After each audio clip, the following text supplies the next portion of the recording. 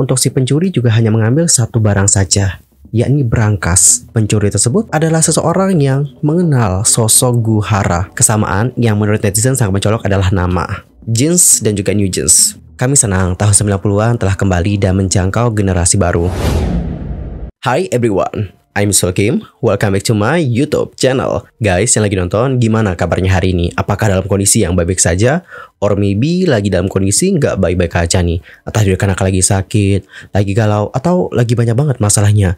Apapun itu, tetap semangat ya guys. Don't give up. Waiting. Yorobun, di video kali ini Mimin akan menyajikan rangkuman informasi terupdate soal dunia per-K-popan yang pastinya sangat sayang banget nih untuk kalian lewatkan. Dan langsung aja yuk kita mulai dari topik pertama. Di topik pertama kita bakal bahas tentang sebuah kasus dari pencurian rumahnya Guhara yang sampai sekarang belum terungkap. Dan kasus ini kembali naik usai film dokumenter Burning Sun dirilis. By the way, buat teman-teman yang mungkin belum tahu, Guhara sendiri seperti yang sudah kita bahas dalam video ini, itu punya peran penting nih guys dalam mengungkap skandal Burning Sun. Dan kenapa Guhara punya peran besar, mungkin kalian bisa nonton video tersebut ya. Dan untuk kali ini, kita hanya akan fokus terhadap bagaimana pencurian rumahnya Guhara. Lantas, bagaimanakah kronologi dari kasus tersebut, dan kenapa sampai sekarang pencurinya itu belum ditemukan? Yuk mari kita kulik bareng-bareng. Alright, kita mulai dulu ya guys dari kronologinya.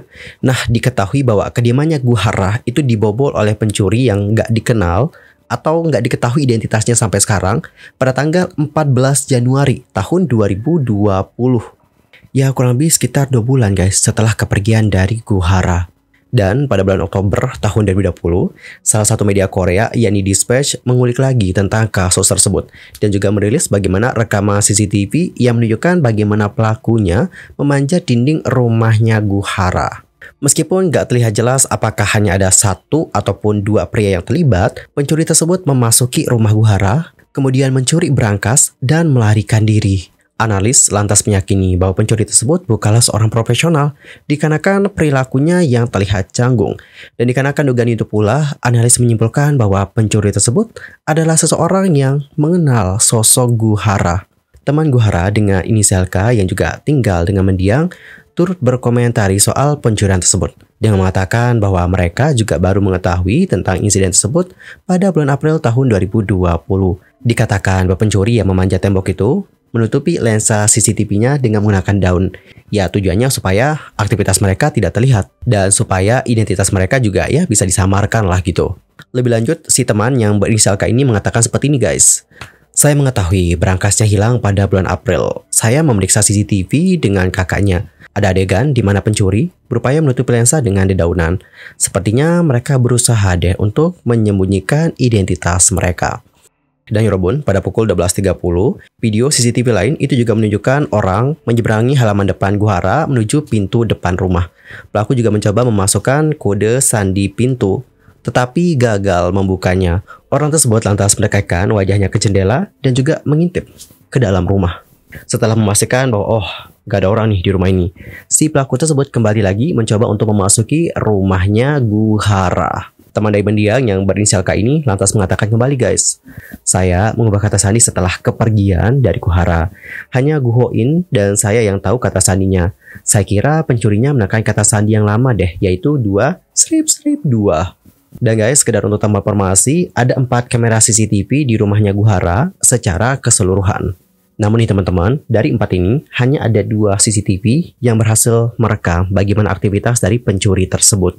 Setelah diperiksa lebih lanjut oleh seorang profesor, orang di kedua kamera itu mengenakan sepatu yang sama. Ada pula kemiripan pada jaket yang dikenakan pria tersebut, sehingga memunculkan dugaan bahwa pencurinya itu hanya ada satu. Ada lebih banyak alasan untuk meyakini bahwa pencuri itu adalah kenalan Guhara.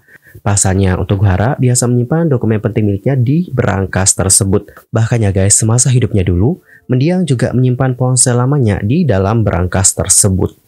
Kemudian ditambah lagi dengan fakta bahwa untuk si pencuri ini tahu bagaimana layout dan kode sandi lama pintu rumah tersebut. Di saatnya berhasil masuk, pelakunya itu mengambil jalan alternatif dengan masuk melalui balkon di lantai 2. Dari sana dia masuk ke ruang laundry, kemudian ke lemari tempat berangkas berada. Guhoin itu lantas mengatakan dia tahu struktur rumahnya dengan baik. Seseorang yang baru pertama kali melihat rumah itu tidak akan pernah tahu bagaimana cara melakukannya. Dia bahkan tahu loh bahwa pintu biasanya tidak terkunci. By the way, untuk informasi, Guhoin ini merupakan kakaknya Guhara ya teman-teman.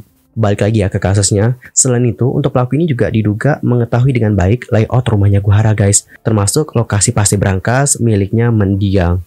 Selain itu, untuk si pencuri juga hanya mengambil satu barang saja, yakni berangkas, dan meninggalkan barang berharga lainnya. Teman dari mendiang yang berinisial K lantas mengatakan kembali, untuk pintu lemari tidak dikunci karena dia memang sering bolak-balik antara kamar dan lemari. Kami juga menonaktifkan sistem keamanan untuk pintu itu. Pencurinya adalah seseorang yang mengetahui hal ini. Adapun untuk Go Hoin dan juga Kam datangi polisi pada bulan Maret 2020 untuk membahas situasi tersebut. Tetapi sayang, gak ada hasil. CCTV lain yang dapat digunakan untuk membantu mengidentifikasi pencuri juga sudah terhapus. Video black box kendaraan di kawasan tersebut juga sudah tertimpa dengan video yang lebih baru, sehingga tidak relevan dengan kasus tersebut.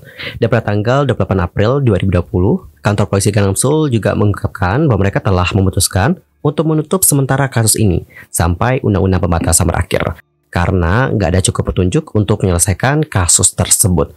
Polisi juga tidak dapat mengidentifikasi tersangka dan menyelesaikan penyelidikan pada tanggal 17 Desember 2020.